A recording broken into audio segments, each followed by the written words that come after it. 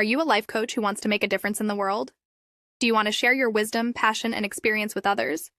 Do you want to grow your business and reach more clients? If you answered yes to any of these questions, then you need Life Coaching Today.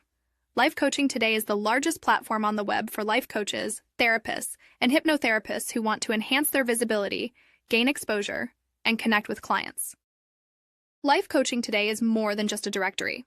It's a network of opportunities.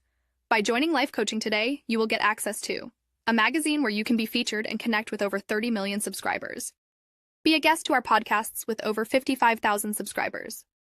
A directory where you can showcase your profile, services, and testimonials to thousands of potential clients. And that's not all. Life Coaching Today also offers a free 30-minute coaching session on Tuesdays and Thursdays, where you can be coached or meet your next client. A flexible pricing plan where you can choose the best option for your budget and goals. A dedicated customer service team where you can get help and guidance whenever you need it. So what are you waiting for?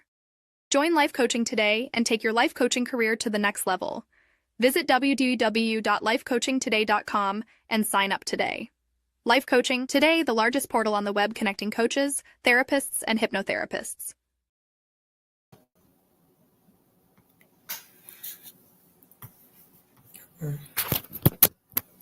Oh, goodness. Hey, everyone. Good morning. Oh, my. Look at my lips. My lips are lip glossing it today. I love it. Good morning, everyone. It is Thursday, February 13th.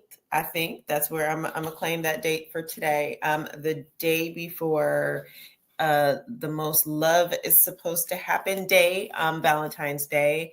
And I am Kadada Esmera Gray, your conflict coach. I am back. I have not spoken to you all in forever. Seems like weeks. That's because I have been super busy, super busy. And I'm going to tell y'all what I've been up to. But first announcement. First thing first, I just want to say that in the busyness of my life, one of the things is that the Life Coaching Today team is rebranding, redoing some things to make our interactions with the public, with you, with our viewers, with our fans a little bit better, right? So first things first, my podcast name is changing. It will no longer be called Life Coaching Today Presents. It will be called The Conflict Whisperer because I'm going to tell all y'all the secrets, all the secrets. So all of those changes are coming. The second change is that, y'all, sadly enough, Yoruba is no longer with me as my producer. I'm going to be my own producer. Y'all pray for me and this technology. Just pray. Pray. Cross your fingers because it might be messy. And so we're working through that. So this is going to be an interesting journey. She has not left the Life Coaching Today team. She's just doing some other stuff for us right now. And so, yeah. So like I said, I have been super duper busy. And time is rolling faster than what it seems like. Listen, you all, I could sit here and have some political conversation with you all for the next umpteenth years. However, I don't want to because we are all under confusion and chaos. And I'm just going to say, don't let it consume you. Don't let it absorb you. Turn off the news. Just look at the breaking headlines and keep on moving, right? I keep telling people, find the favorite distraction for yourself. I personally like to watch the Animal Channel and the Pet channels because guess what? Pets bring me joy and they are so fun and loving. And guess what? They can do no wrong as far as I'm concerned, unless they chew your favorite heels. But I've healed from that journey. Between Zora and I. So keep yourselves mentally strong and safe because when you are inundated with all kinds of raucous decision-making and processes that have occurred since January 20th, the 21st, 22nd and subsequently moved. We haven't even been 30 days in, y'all, and we already tired. So that's what I want to say about that. But let's discuss too what I've been doing, y'all. I have been writing. I have been publishing. I have books, 2 books, y'all, that are in the atmosphere and that will go live. So wait, the first one is, because I have it with me, so shameless plug for myself, because why not? I've been working hard for you. If you are a woman, a chica, I have written a Dear Ladies Journal, 30 days. You get to join me on Facebook if you do this, and we go 30 days together of interaction, of conversation. Come on over to the Grown Girl Space. Get this book on Amazon. And if you're kind of protesting Amazon, I'm gonna need y'all not to do that for me right now, okay? Because y'all need this book.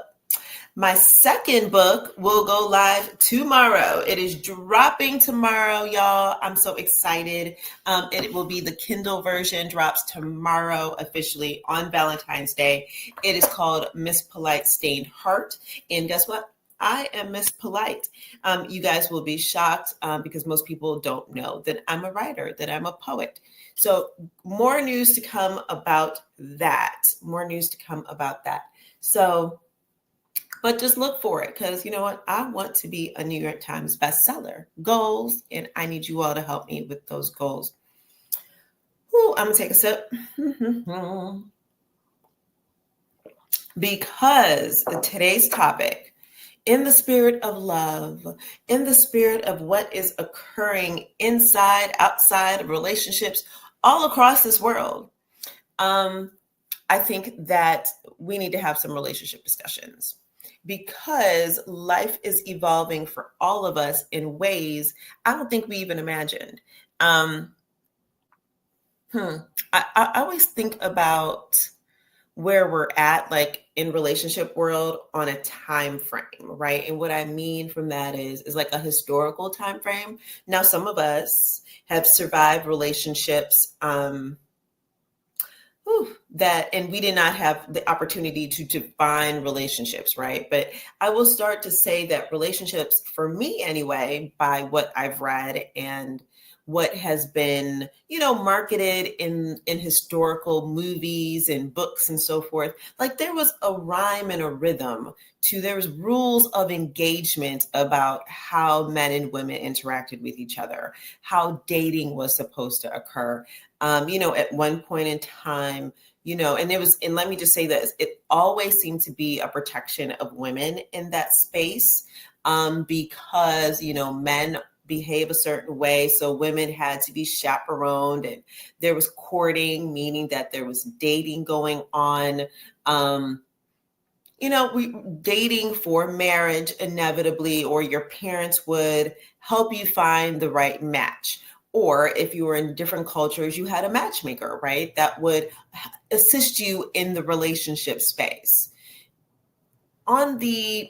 I don't want to say on the flip side of that. No, I want to say in alignment with that, you also had this politeness that came in society, right? Ma'am, miss, sir. If we saw someone in public, a man would tip his hat to you.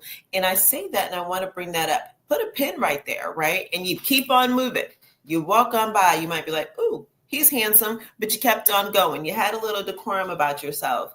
At one point in time, guess what? We had what was deemed to be sexy, right? Like men loved to see a woman's ankle. Like that was scandalous to see a woman's ankle, because women were fully clothed from head to toe and top to bottom. And those were the kind of things that was deemed sexy. And, everything has changed, y'all, changed. And now we live in a space, and listen, I'm fast forwarding really quickly, like on the VCR, we push the button for all y'all who know what a VCR is. And I can tell you that even from when I was a young woman, dating has changed, and I didn't date a lot. because I was married and in a long-term relationship early in my 20s and so forth. But I can tell you all right now that I don't even know what to say for some of y'all. I don't even know how y'all survive in this, because relationship chaos, as what I am calling this particular podcast, we're in the Love Lab, and on this show, we have had different kinds of conversations about relationships, right? Whether it's how God defined relationships, we've had pastors on here discussing that. We've had all kinds of things, and it is a real interesting journey. We've even touched upon topics that dealt with, like red pillars or the 4B movement, where women are like, listen, I don't want to have any part of this anymore. I'm out. Deuces. Like, we are done with the relationship thing. And I get it, because we are not taught any tools, y'all, on relationships. We show up, we see it on TV, right? We are rom-com to death, about the girl that is searching for her knight in shining, knight or something like that. I can't even get the word right. And he's supposed to be wealthy, and he has a big castle in the sky. And, it's like, this is what we're taught, right? Every man, I don't know if we've ever seen a Hallmark show where both of the individuals are broke, living in a trailer park, or homeless, and they have found love towards each other, right? And we never see, or we've never received classes on how do we want to say this? How do we communicate? How do we engage with each other the right way, right? We don't have those type of classes. Never have, probably never will. I don't know. Unless we go to therapy. And then we go to therapy based on that there is a conflict or challenge in our relationship, right? And so here we are, kind of navigating the world by ourselves. Sorry, y'all, I'm kind of plugging in stuff. With no direction, right? Even our intimate relationships are defined by what we see, whether it's porn, whether it's things on TV. Once again, we don't have, we don't have anything that says, okay, this is exactly how we need to be, how we need to show up. And I always say conflict resolution is the skill that everyone believes they have, but they don't. They don't. They really don't. Everybody needs to have some classes. So this morning, as we are in the Love Lab dealing with relationship chaos, guess what? I have brought back my big brother, one of the best men that I know, the grown-ass Black man, Luther Jones, to assist us in this conversation. And I am going to bring him on because we're going to get this started. Oh, hold on. Before I do that, let me tell y'all I need to tell y'all some statistics. Okay, and I'm going to bring him to the stage. I'm going to bring him forward to say hey, and we're going to talk through some of these statistics. There is the grown-ass Black man all the way from Thailand. Hey, welcome, brother. Hello. I'm not sure you can hear me, so this is a test. Yes, you can hear me. I can hear you. I need you to, if you can, put your volume all the way up. It is. Okay, awesome. So I'm going to talk a little quieter because I feel like I'm yelling this morning. But welcome. How are you? I'm fine. How are you? I am awesome. You are looking well. You are missed over here in the state side of life. You're missing me. You're not in your family, but you ain't missing the shenanigans of what's going on. Right. I am glad to be over here. All righty. Well, thank you for joining. You and I always have a lot of conversations about relationships, navigating relationships, relationship shenanigans, all kinds of stuff. So you guys know that we talk about this all the time. And so I wanted to bring this conversation because guess what? It is Valentine's Day. This is supposed to be the love month. This is supposed to be the month. Tomorrow, listen, people are about to go wild and crazy tomorrow because it's supposed to be the one day of the year that you go get dressed up and, you're going to go have a great dinner and get flowers and all this kind of stuff. And then in addition to all of that, you're going to have singles who are feeling some kind of way because they don't have a mate just for all one day of the year, which is crazy. Luther, how do you feel about Valentine's Day? I got a funny story that I want to tell you. Yes. And it helped me define Valentine's Day, right? So I had a girlfriend and she told me the story. Okay. She said her boyfriend who had been out all night, came back home, and he had a bouquet of flowers with him. And then she said she didn't even think about it. She took an ashtray and cracked him upside the head with it. And she took an ashtray and cracked him upside the head. And he said, "Well, what'd you do that for?" "I bought you flowers." And she said, "I only want flowers when you haven't done anything wrong." Oh my. That's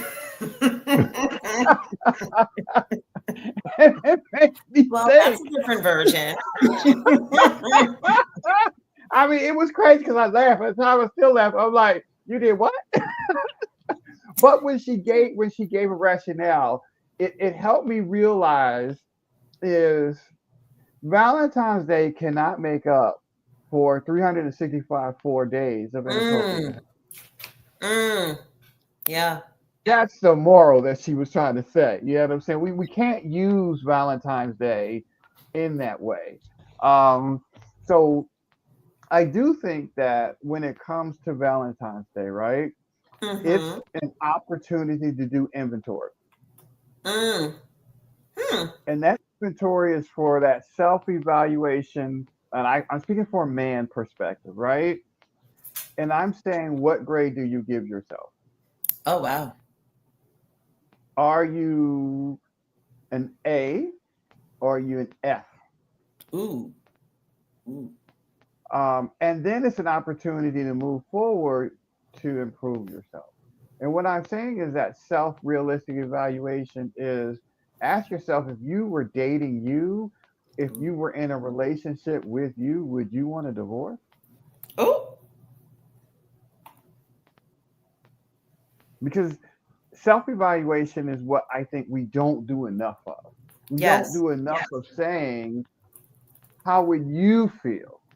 You know what I mean? I used to counsel women all the time, and this would be not a harsh thing, but the truth, right? The women would be like, "Well, how come he doesn't spend any time with me?" I would be like, "Because he don't want to." That part. How come he doesn't communicate with me? Because he doesn't want to. Yeah. Right. Right. But as a man, you can then self-evaluate in yourself. And I led this discussion with men to say to yourself, this is how the self-evaluation begins, is to say, I don't love you. And then ask yourself, who is the person that comes to mind when you say that? Because the reality of it is our actions speak the quiet part out loud. Yes. And sometimes we need to realize, I don't love you the way I should. I don't love you the way I can. You know, that's where it starts, is admitting I don't love you. And then ask, what are you going to do about it? Wow. Okay, you just took it on to, well, first of all, I think that no one thinks of that for Valentine's Day, right? We think about the action of taking someone out, buying a card, buying flowers. I don't even know, honestly, I don't know if men really believe that they should be on the receiving end of things for Valentine's Day. I do believe that that is to be the case, whether it's a card, whether it's a nice dinner. And I know that a lot of people are challenged because, it's a day. It's one day. I don't know why. If it happens on February 15th, it doesn't make a difference. It really shouldn't. But you're talking about taking an opportunity to self-evaluate, right? And so here's the thing. I believe we are in a self-evaluating time in this world. I want to give some statistics because the dynamics between men and women are always evolving, and right now they're evolving rapidly. There seems to be a deterioration of the want and the need to be in relationship with other, which seems to be, and I'm always going to say seems to be, the societal norm, right? That we should be together, we should be coupled up, as well as we should be walking or marching or running our way into marriage, which is something that, some of us, and I thought I saw a strong word being used, which was defy that societal expectation of being married. So I just want to give you some statistics. Morgan Stanley, an economic firm, which I think is really interesting, has been coming out with information around women and men in relationships. And they primarily have focused on women. And what they did was in 2019, they came out with a report called The Rise of the She Economy, which I love. And that tells you that they're watching, the economic markets are watching relationships and how it is that we are interacting with each other. So Morgan Stanley, according to the study, said that 45% of women in the United States, age 25 to 44, are projected to be single and childless without children by 2030. Okay. That would be the largest share of single women in the country's history. Now, that dynamic is very different because there used to be shame during the Victorian era if you were not married.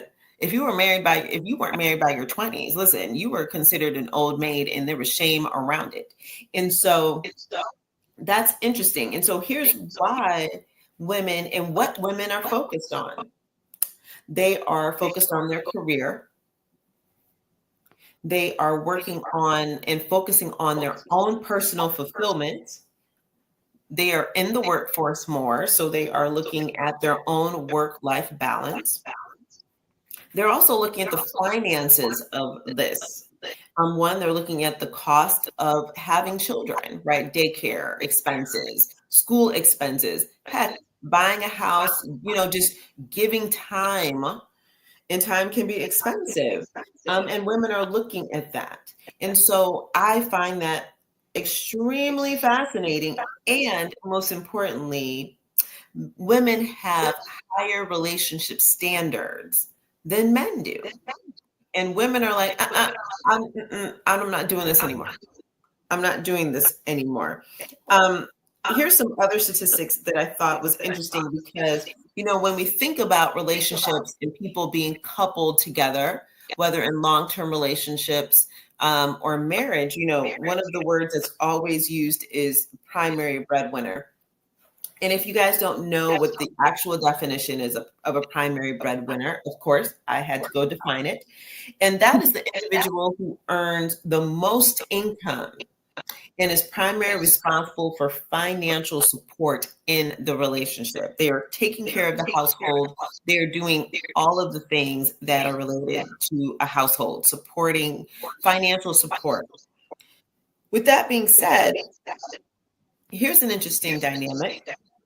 30% of women are the primary breadwinner of married households, and 40% of women are the primary breadwinner in U.S. households.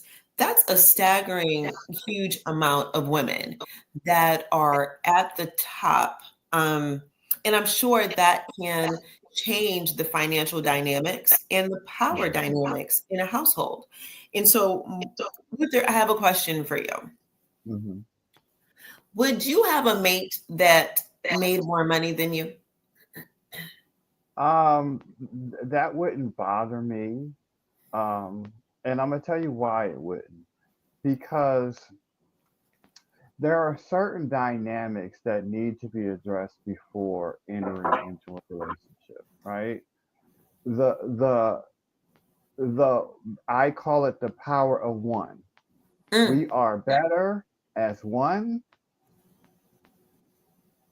as opposed to being two.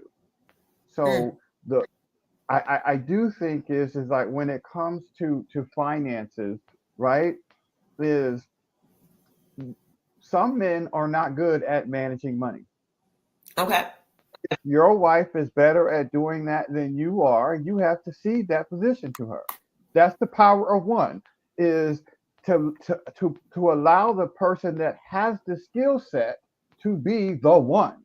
And Mm, it doesn't mean it's you. If she's better at communicating than you are, then you have to cede that position to her. mm. So when it comes to money and who makes the most money, what I do feel is that at the end of the day, you be in a relationship to be one, not to be two. Okay, so tell me, in your understanding of life, why is it that some men are challenged by women making more money than them? I'm glad you said that. Oh, Um, well, I'm glad. I wanted to say that you dropped a truth bomb in the introduction, and I hope your viewers heard you. mm, The magic word that you use, prophetic word, was change. mm, So we are in an environment, both in relationships, politically, and individually, where we have poor change management. And I'll give mm, you an example of change management. There was a time when we wrote a letter, everybody pulled out a piece of paper, pulled out a pen, and start writing. mm. And then you took that letter, if you wanted it to go anywhere, you had to go to the post office and mail it to wherever you wanted. Right. That was a common way of communication. That is not the way we communicate now. Now, when we came out with email, there were those people that refused email. They still went to the mailbox and Right. mailed that letter. When we had a text messages, we don't do that anymore, but we still have text devices. We have evolved as a society, but we have not improved on change management. You say, what is change management? Is how do we communicate change? Change management has to come in when the woman that you are with is making 200,000 and you're making 50. Mm, That mm. has to be some change management that we communicate that there has a change has occurred, and let's Right. talk about how this change is going to affect the relationship. Mm-hmm. And so it's not we can't ignore change, but we Right. must have the correct communication around the outcome of the change. So what I would say is the reason why you have a red pill society, because in relationships we failed change management. And you Ooh. have all of these Okay. men that want to go back to the time when we handwritten wrote letters. And Mm, if they do, they can go back, but they will find that very few people are going back there with you. right. And so now there's this anger because they want to go back to that time where men had more authority, more responsibility, more power, Right. but that is not an efficient way anymore. So that's why I use the writing a letter to now email and to now, like, and my thing is you don't even have to go to the post office anymore if you don't want to. I know that's right. So I'm just saying, we have grown in relationships to now there are relationships that work where we call it role reversals, Mm-hmm. where the decision maker in the family is the woman, Right. and those relationships work. I I do like think how that. Go ahead. I like how you use change management, right? Because actually, you guys, change management has been used in the business world for a very long time. When new technology would come into a space, then it was the change management team that would assist the old users, right? The users of the new technology on how to adapt to it, right? And so that's an interesting way of putting, that we need change management in our relationships, because Mhm.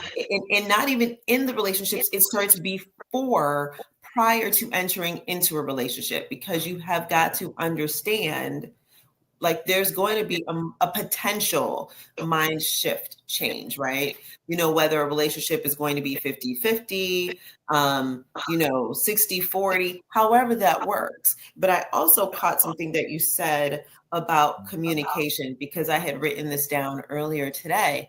The concept of communication. We always talk about, oh, everyone has to communicate. That's what the basis of a good relationship is, or a bad relationship is how we communicate. But what's really on tap is the idea of correct communication. What does that look like in a relationship? And I argue that, we have got to set some type of criteria for ourselves in a relationship. What am I going to be to you? What are you going to be to me? And how do we navigate these challenges, these issues? What do you think about, Luther, about having those types of conversations, setting the Well, expectation? I do think that, and I was sharing this with another personal friend, right? Adults do not like the word no. That's right. They do not. I'm sorry, I So, let that slip out. I'm sorry, I let that slip out. Let it hear me. I like the word no. I'm okay with it, you all. Oh, Lord. so, so adults do not like ultimatums. That's right. So those are conversation killers. You know what I'm saying? So we Mhm. have to stop those types of ways of communicating, But adults tend to live in a problem orientated society, and how adults solve problems is going through a menu of options. Ooh, okay. Like we at So McDonald's. right, because at the end of the day, if you're hungry, you don't have to eat, That's right. but there is an option that will happen if you don't. Mm, mm. So we have to then look at what are the options of any course of action we're going to take, right? Because at the end of the day, you can be in a relationship or not. That's an option. That is true. You can grow in a relationship or not. That's also an option. Mm. So one thing I say, the best foundation for every relationship, I need everybody to hear this. I am with you because I want to be. Mm. And any moment I no longer want to be, I will not. Okay. But guess what? People hold on to bad relationships, right? We know Right. people do. We know that people stay in relationships that are extremely toxic and unhealthy. And they do it a lot of times to keep with the societal standards, meaning, Mhm. the church says we've got to be in relationship. So it doesn't matter if we're sleeping in two separate beds and we never do anything together. We might show up at a family, function, but people evidently see that you all are unhappy, but you guys are like, nope, because the church said we need to stay together, right? Or we have people that are just in need of having a person next to them all the time. Doesn't matter But who but, it I, is. but it's not the church.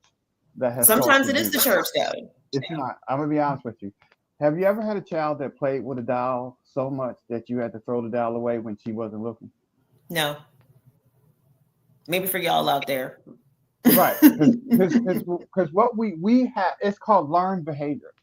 Yes. Because this is a psychological thing that we as therapists have to get people to understand. Like I was telling someone, I need you to tell the 12-year-old you enough. Okay. Because that 12, because you, in every situation, we can, not always, but we can allow that 12-year-old version of you to take over. Yes. That True. 12-year-old version of you that's still holding onto that Raggedy Ann doll that won't let it go. And sometimes we got to tell that 12-year-old version of ourselves enough. That's holding on to that relationship that represents a Raggedy Ann doll. Oh, wow. Let it go. Let the raggedy relationship go, y'all. Let it go. But there's a safety net, right? Yes, it is. It's a safety net. And so I love your analogy. And let me just share with you all, to the listening audience, men and women have different reasons as to why they're being single. They're staying single, right? And so here's the interesting thing. Like men and women both say that they value their independence. Right. That means I don't. And sometimes I just want to say this. Sometimes that literally comes down to the accountability space. I don't want to be accountable to anybody. I want to do what the hell I want to do by myself. And I understand that. Right. Then here's where it goes a little bit awry. Right. Women are like, listen, I want to focus on my personal growth. I want to focus on my emotional health. Right? They are doing the inner work that we're talking about, healing our inner child, doing all those things. Some women have a fear of commitment. They are holding on to the preciousness of contentment. Hear me when I say this. They're like, I want to stay happy. That's what women are saying. I want to stay happy. And then they're also defying, which I think is a very strong word, defying cultural or societal expectations. So now here's the interesting thing. Men are also saying that they value independence. They're also saying, but here's where it goes a little bit different. They're saying they're being career focused. They are traumatized by the previous relationship, right? They're like, oh my God, this was so bad over here. I never want to be in a relationship again. They have a fear of commitment, and they're also focusing on their financial stability, even to say that, you know what, I may not have the money yet to raise a family. So this is interesting to me because we can't be aligned together, right? Together, if our value system and the view of relationships and what it's like is so different. And so I want to say good morning I see a lot of people have joined this morning. And I want to say that we have a comment that's saying being single is not a bad thing. I know that's right. Everyone doesn't desire marriage. So very true. And that's okay. There's more to being married. It's true. But guess what? Society, and there's a $1 billion industry called marriage, and we push for it, right? We push for the marriage, we push for the wedding, and that is what we have been taught. So Luther, let me ask you two questions. Why do you enter into relationships? What is it for you? I'll be honest with you. I have seen what love looks like. And I also know that, unfortunately, a lot of people do not know what love is. I can remember, someone asked me to marry them, right? And I said, absolutely not.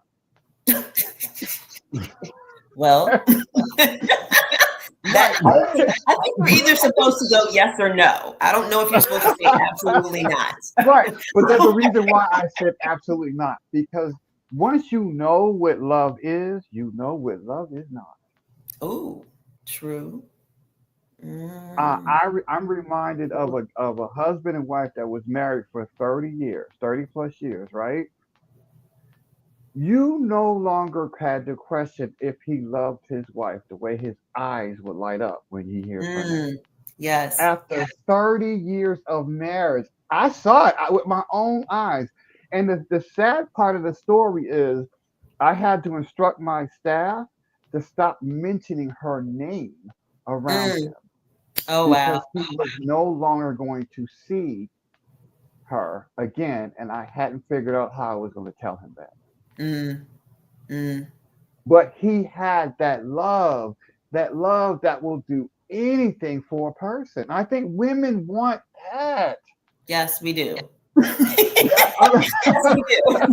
I'm sorry. Let me that, just say it again. We want that, right? And that is the idealized, that is the romantic love, right? That we hope right. that we can get there, right? We hope that the person, listen, men and women both deserve that type of love. They deserve that portion of the love where it's like the person lights up, their face lights up, Mm. their demeanor changes, right? But to get there, there's some actions that need to occur, right? We need I to have disagree with you. I disagree huh? with you. You I disagree? disagree with you. Yep. Oh And I'll tell no. you why I disagree with you because I'm Okay. coming from a male perspective. Yes, please. Falling in love is not something we control. You just do. Okay. I remember when I was only in love one time, and I remember when I met that person, I said this: I'm going to be in love with you. I'm going to be in a relationship with you or someone like you. Okay. Because everything in me stopped. All I did was look up and saw this person in the room, and I Mm-hmm. knew. Mm. That's Okay. what love is. It's undeniable. And if you want to be single until you find that experience, I'm all for it because once you meet that person, you know.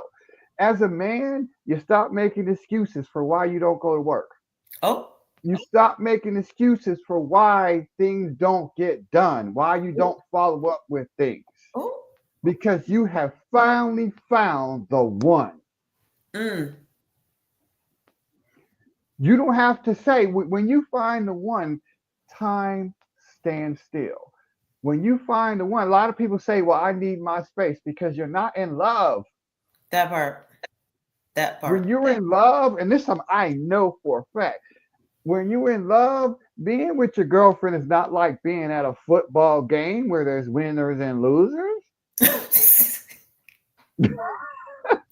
Because when you feel that way about winning and losing, you're not in love. You're not in love. That's true. You're not. But when you're in love, you look for things that could upset your mate. That's true. Any possible thing that you notice, and this is something that I believe when you're in love as a man, right? You study your partner. And the reason why you study them because you want to make sure that everything, like most men need to understand, when we want to make love to a woman, it starts from 6:01 when she wakes up. Mm. Okay, y'all, but I just need to stop. I don't wake up at 6:01. So Right. But I just give you an idea, right? Is that we want to make sure that nothing violates her from 6:01 until the moment actually happens. We want to be attentive. We want to make sure that there is nothing we have done that would violate her demeanor, her mood. The reason why is we understand, as men, we have to understand what emotional love is. Okay, I want to pause you for a second because Gary Lovelace in the chat has said, "Speak on it, King. Speak on it." He appreciates what you're saying, but I have a question. So here's the conflicts of love and seeing the person that you have decided that is the one. What if they don't reciprocate that? What if they Now don't here, feel that way? notice I said that I'm going to be in a relationship with you or someone like you, because Yes. this person that I'm looking at has all the characteristics that I need. Now, when it comes to pursuing someone that you really love, let me be honest with you. You're gonna get a checklist, and you're gonna check off all those things that person needs. Mm. There you are. They ain't gotta tell you.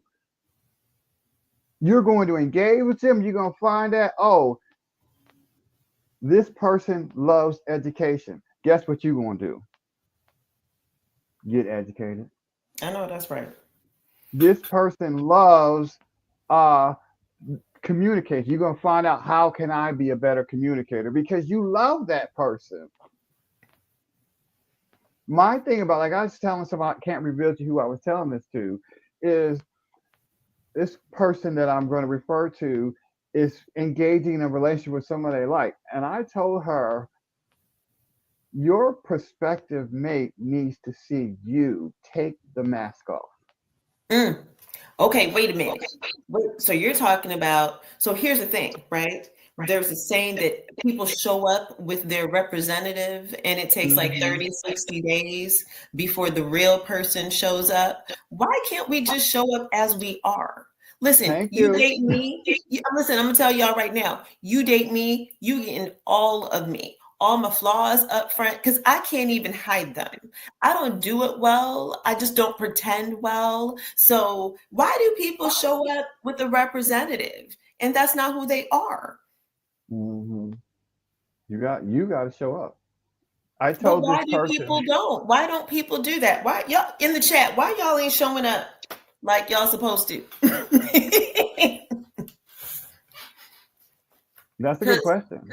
Because here's the thing, you are misrepresenting who you are up front. And I know that there's a lot of people like, oh my gosh, I want that person, right? I know, and I'm not throwing men under the bus, I'm just utilizing this as an example, that I know I have male friends that are like, listen, I want that chica, that woman over there. And I'm like, but you might want her, but do you meet all of her needs? And if you don't, why are you bothering her?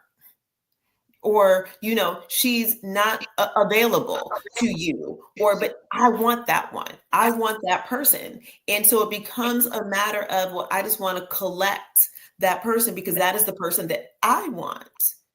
But it's not a healthy relationship per se, because what are you doing? What are you willing to do to match whatever that person needs? Or do you even respect the fact that it's not a match? Because you shouldn't have to lie to That's get true. someone. You know what I mean? Like, and you should be okay with the idea of quote unquote rejection, or it doesn't fit, it doesn't work. So why is it that people lie about who they are from the beginning? Because they're afraid that the person they want will not accept the real them. Then don't show up in the relationship. Because if you're afraid of who you are, then you should not enter into relationship with someone, because then they aren't going to know who you are. You're giving them a false sense, right? So like, listen, I read yesterday a story about a man who, him and his wife had been married for 13 years. And somewhere, right, they had been talking about having children. He'd always talked about, oh my gosh, like I want to be a father, this and this, the whole story. And somewhere in the time frame, so 13 years of being together, the wife disclosed, oh, I can't have children. It's not even a challenge. No, it's not possible. And guess what? She knew it when they started dating, and she never stated it.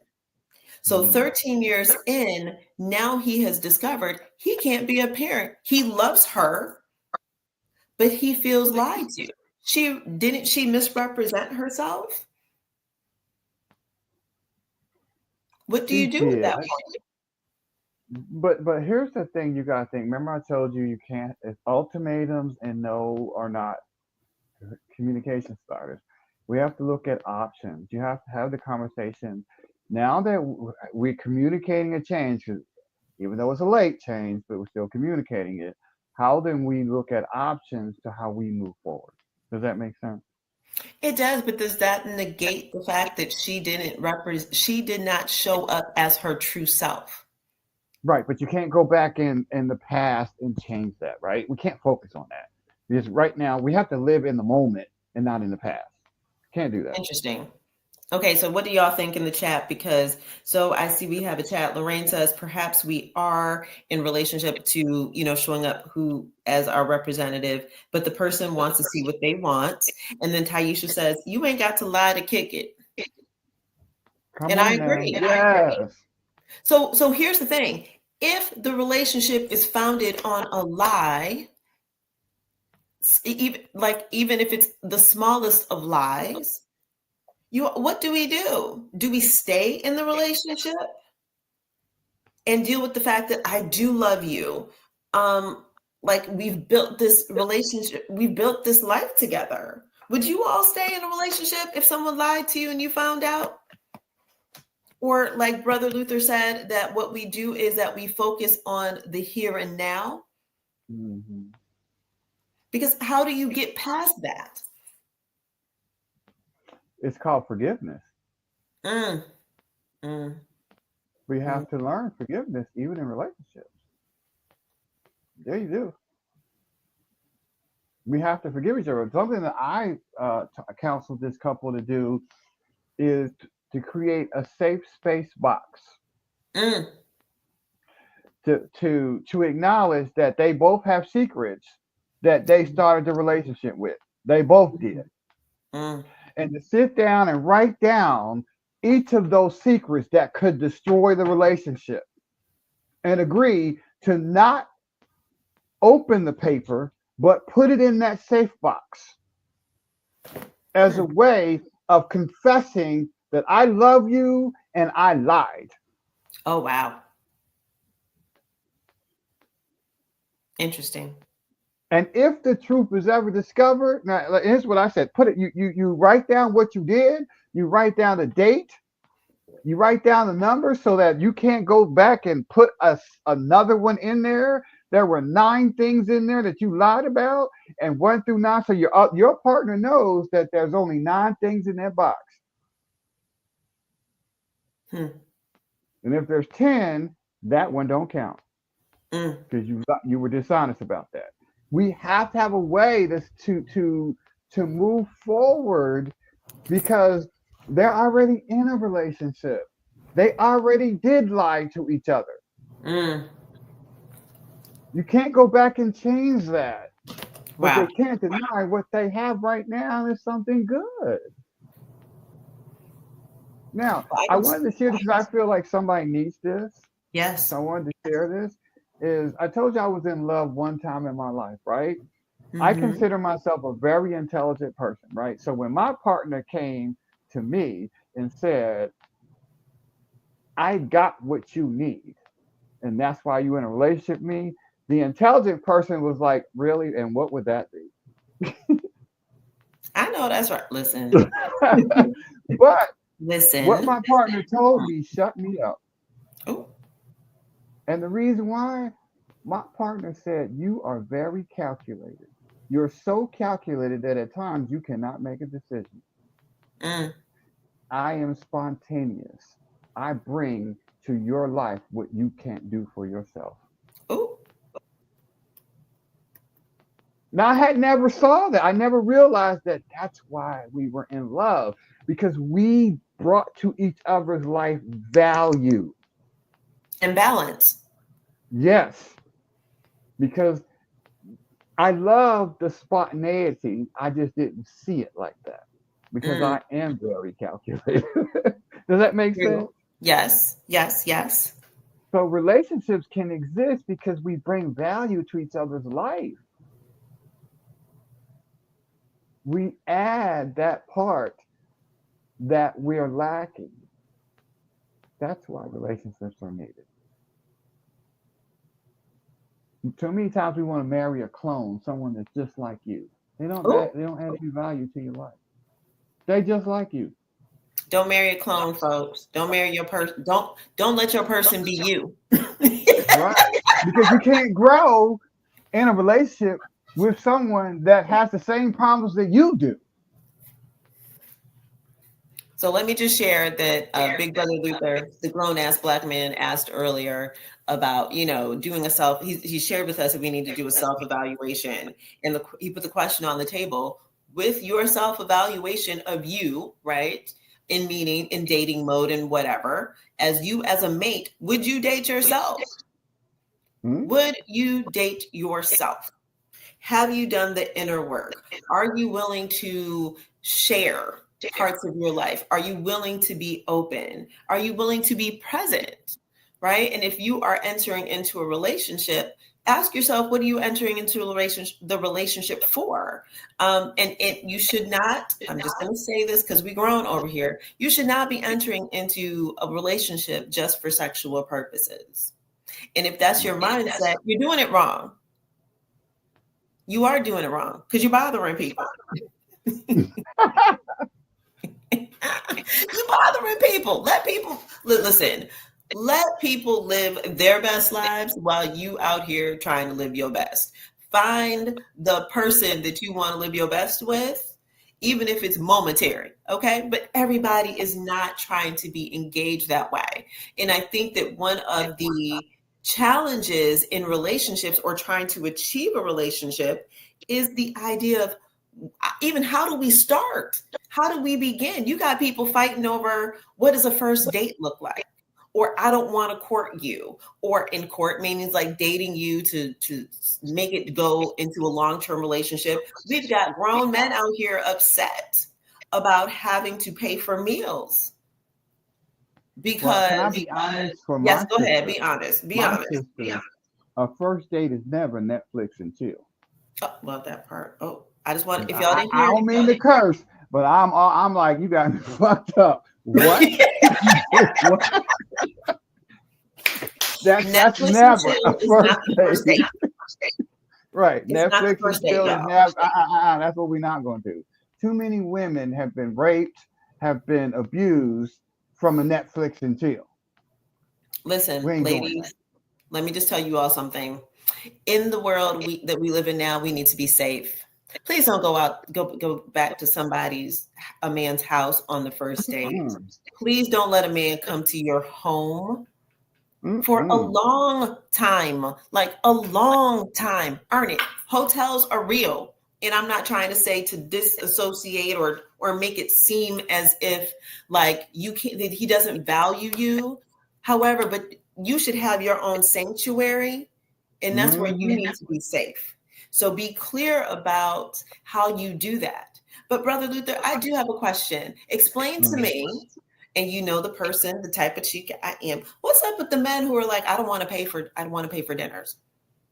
I don't want to spend $100. Well, in Atlanta, you can't really spend $100, so like $200. Why can't we just go get some chicken wings, right, for the first date? Well, I'll be honest with you because, like, my retort to that is because I understand you don't want to bounce a check or you don't want to decline credit card at any time.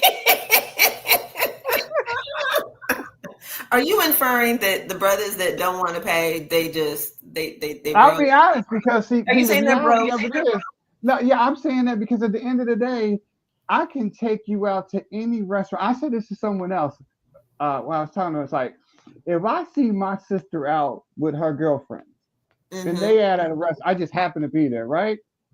I could walk over to that table, pick up the check, and pay for everybody's, and walk away and continue my business. Right. Why? Because I can. That's right. If you don't want to take somebody out, you need to question why you can't. Because, like I said, this is that. And I say this all the time: is dating costs money. That's right. It does. So at the end of the day, and relationships cost money. That part. Yeah. Because at the end of the day, if you got a roommate, if you want a relationship, at some point you're going to have to figure out how do you unroommate the roommate. Mm. Mm. Mm. Mm. If you're driving a $65,000 car that's parked outside the projects, you got to $65,000 that car so you can get a place that's not in the projects if you want a relationship. Right. I To think that work. we are moving, not even like moving, we have moved into a space where the rhetoric around dating has changed so significantly. We've got the red pill podcasters, we've got the passport bros, we've got all of these men having conversations that are really hateful towards women, that they are pitting races and cultural and different ethnicities of women against each other because they are seeing one better than the other. In it seems as if, to me, men feel like they're at a loss of something. And they've But lost. not really. But here's I the want to give thing. you an example. I don't know how a 22-year-old man feels like they have lost something, right? And they're dreaming about the Leave It to Beaver mother, the Leave It to Beaver wife, right? And so what have men lost that they feel as if, well, I'm not going to date a Black woman, or I'm not going to date a white woman, or I'm not going to date American women. I need to go across the seas because no women across the seas don't want my money, and they want to be traditional and whatever. What is that all about in your perspective? Here's the thing about it is, right? Because at some point you have to be your own person and stop doing what everybody else does. That too. I think as a man, when you're pursuing a woman, there are things that you do to separate yourself from other potential suitors. I'll give you an example, right? You got to work hard to be able to do what I'm about to tell you, right? You want to be able to tell your person you're dating, let's go out to dinner, right? Or at the spur of the moment. And she's like, I can't go out to dinner like this. You want to be able to say, let's go and let's buy you an outfit for tonight. Oh, wait, who out here gonna do that? Wait a minute. But that separates you. I've done that. I've been in the situation where I said that, you know what? This dress looks good on you. Get it. Mm. Because I like it. Right. You know what I'm saying? Especially I like women that wear girly stuff. You know what I'm saying? I like that. And so because I like it, I pay for what I like. Don't we all typically do that? I like it. Did y'all hear that? He said he pays for what he likes. Man, he done gave y'all assignment. Learn how to pay for what you like. Don't follow the crowd. Pay for what you like. Oh, you brought that. You like women have manicured feet and manicured hands, and we like these stuff as men. Pay for it. Oh, why? Okay, so let me say this. As much as I love what it is that you're saying, I do want to honor the fact that there are women that take advantage of it. And it's not taking advantage of something because I like. Well, if you like it, that's true. So if you like it and you love it, pay for it. But don't feel like. Wait, say that again, Luther. I would do that not because of you, but because I like it. That's a difference. There's a difference. I see so what you're saying. Taking advantage of someone is because they're doing it not because they want to. My thing is that, and I tell people this, right? If I buy you something and you never want to go out on another date, that's not going to bother me because I wanted to buy it for you. Okay. I didn't buy it so we can go out on another date. I bought it because I wanted to. Oh, well, that's a distinction. It is. It's different.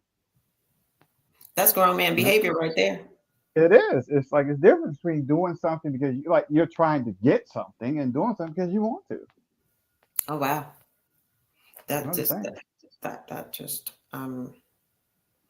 Do you think everyone should be married? No, I don't. Why not? Because, I think some people need to learn how to love themselves first. Okay. But And doesn't the reason world why, but doesn't the world expect us to be married though? Aren't we supposed to get married?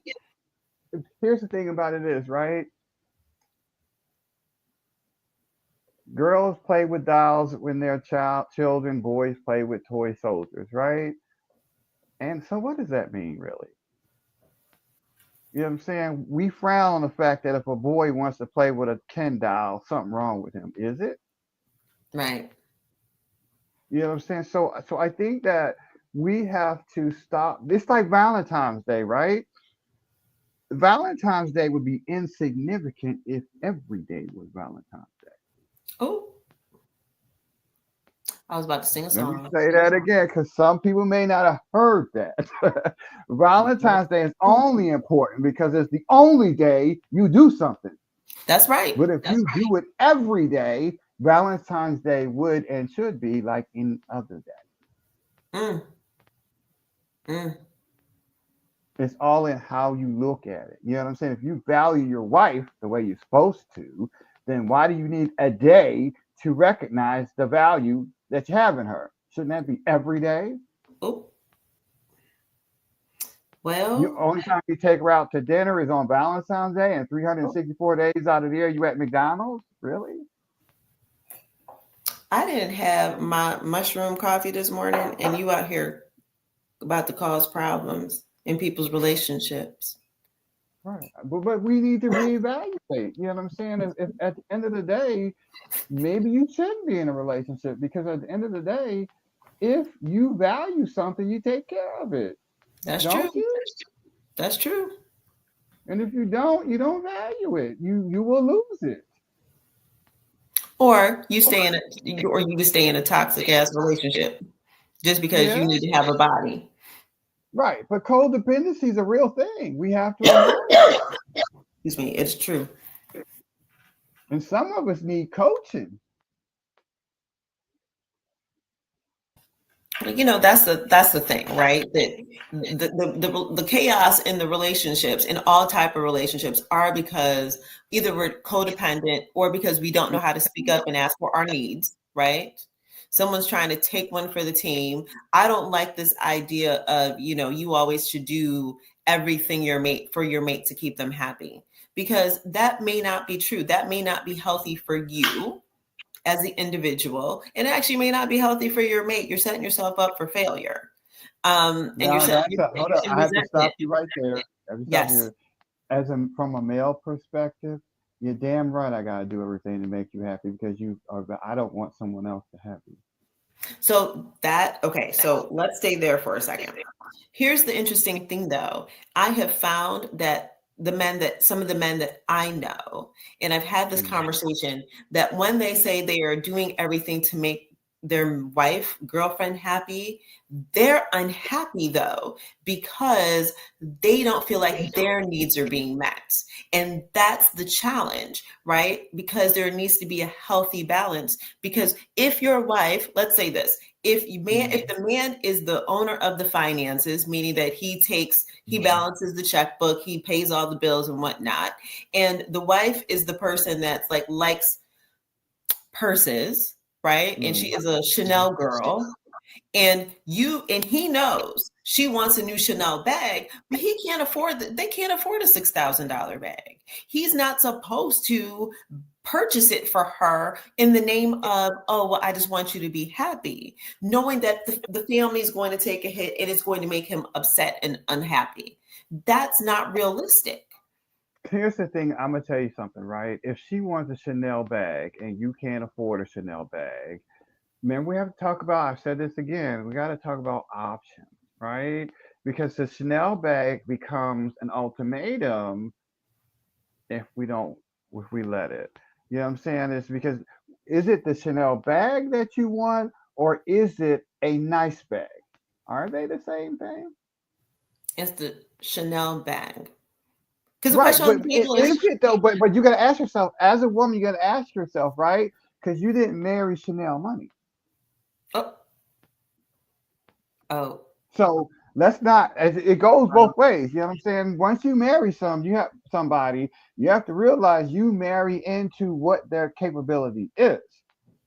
So if you didn't marry Chanel money, then you asking for a Chanel bag, you have to ask yourself, why are you doing that? You didn't marry Chanel money. Oh. Well, that's something that needs to sink in. I'm equal on every side, because at the I end know of the that's day, right. if he makes $40,000 a year, do you want him to buy that Chanel bag, or do you want him to pay the mortgage? What are we doing? Well, first of all, he can't pay the mortgage, and he definitely can't afford a Chanel bag on $40K, right? So, right. But if you working, let's say you working. If you working and you making 40, he making 40. That's being realistic, right? It ain't gonna happen. Right. But if hypothetically, if he has the money to pay the mortgage, regardless of how much he makes, right? Women have to prioritize too. Maybe it takes you 5 years to get the Chanel bag. But it's not to say you're not going to get it, is it? Right. You just have to wait. You just have to wait, because he might not be able to get a Chanel bag today, but that don't mean he's never going to be able to get a Chanel bag. Don't cost that damn much. I mean, there's a lot to be said about, I love what you said about, you need to know who you're marrying, right? You need to know exactly their financial status, their emotional status, all of those things to set the expectation correctly. And I think that, yes, I do think that women have also been taught, right, that a man should provide everything. And it's not within reason of the means that they actually can provide, right? It just seems like, listen, I want a $6,000 Chanel bag and I expect you to get it. And then there's unhappiness, right? It doesn't matter if there's debt to come, or we can't eat breakfast, or we can't afford food, but that's just what I want. So I like what you said about, on both sides, we need to set the expectation, because men, you need to know who you're marrying as well, or who you're entering into a relationship. Because if marriage is not always on the table, and if it's just a long-term relationship or whatever, don't go for the chick that is like, who likes quote unquote expensive things, and expect her to downgrade herself. And I say that both ways. Because why are you chasing something? I totally agree with you there. I mean, why are you chasing something that you can't afford? Because we all want things we can't afford, though, right? That's why we play the lottery. That's why we do, because we want more than what we can pay for. I'm not playing the lottery. The one thing I tell my son, right, is sometimes you have to be proactive in relationships, right? When you're dating someone, a woman, for example, right? You already know at some point she's going to hand you the phone and it's going to have the Credit Karma app on it. You already know that. Get your credit score together first. You know this is coming. You know you got a 440 credit score. You knew that before you met her. And you knew that would be unacceptable. Don't wait till she brings it up in conversation, and then you have to confront something that you already knew. Fix the credit score first. So preparation is key. It is. You already know that. I'm not saying that you can't be in a relationship with McDonald's, but if you can't take care of you, how are you going to take care of somebody else? Well, some people don't want to take care of another person. Let me tell you something. This is one thing we learn as men. Saturday night, 1 o'clock in the morning, it's going to let you know if you want to be single or not. Stop lying. Your body is going to let you know, honey. It's going to, at 1 o'clock in the morning, your body going to wake you up and tell you this ain't working. So you already know single life is not for you. But if you sleep well at 1 o'clock in the morning, maybe it is. I just want to be clear, though, that 1 o'clock in the morning feeling does not mean that you need to enter into a full-blown relationship with somebody. It means you need to get your life together, right, so that you can. in a healthy way, where it's a Yeah. relationship exchange. Okay, there should be exchanges of relationships. Well, it is 8:15. You all, thank you for joining. Big Brother Luther, thank you for joining from Thailand. I hope it is warm over there. It is.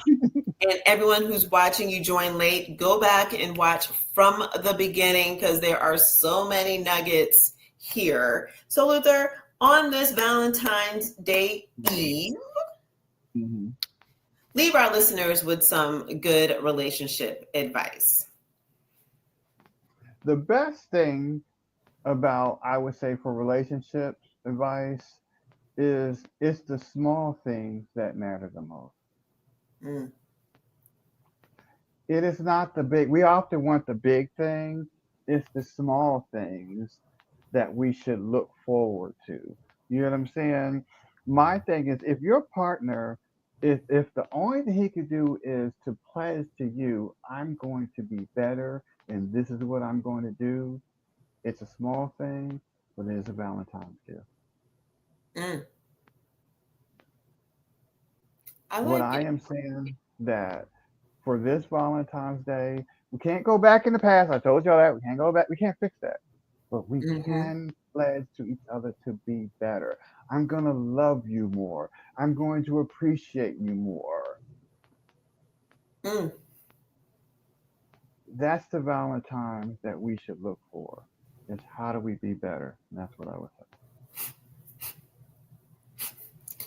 I feel like I'm just going. Listen to Big Brother Luther, y'all. Listen to Big Brother Luther. The pledge of doing better. I love it. And I'm going to flip the script as we are closing on today's podcast. And like I said, you all, this podcast the name is changing to The Conflict Whisperer, because that's me, Kadada, as Mara Gray. And I just want to tell you something in a different space, though, around love and Valentine's Day. Listen, do for you first, meaning don't wait for someone to do for you, right? And so I'm going to give you all some examples. If you love flowers, ladies, go buy your own damn flowers. How else you going to know what you like? Don't wait for anyone, male, female, to give you flowers. Men, do whatever it is that you like to do. Don't wait for it. Don't wait for a potential mate to give it to you. Provide things for yourself, because that allows you to be whole. And then when you enter into a space of relationship with someone, you can be real clear, this is who I am, because then your representative doesn't have to show up. They have to decide if they're going to meet your needs and your standards and boundaries up front. With that being said, thank you guys for joining. I appreciate you all. Go have a good day. Don't fight. That's right, Lorraine. I buy my own flowers too. You guys have an awesome day, and I will see you all next week. And happy Black History Month, y'all. Bye, y'all. Bye, bye, bye. Enjoy. Thank you for watching Life Coaching Today Presents, hosted by Kadada Gray and produced by Aruba Saad. Our mission at Life Coaching Today is to empower your health, business, community, and life. Check us out at lifecoachingtoday.com. Everyone here at the True Awesome Network would like to remind you to like, comment, subscribe, and spread awesome.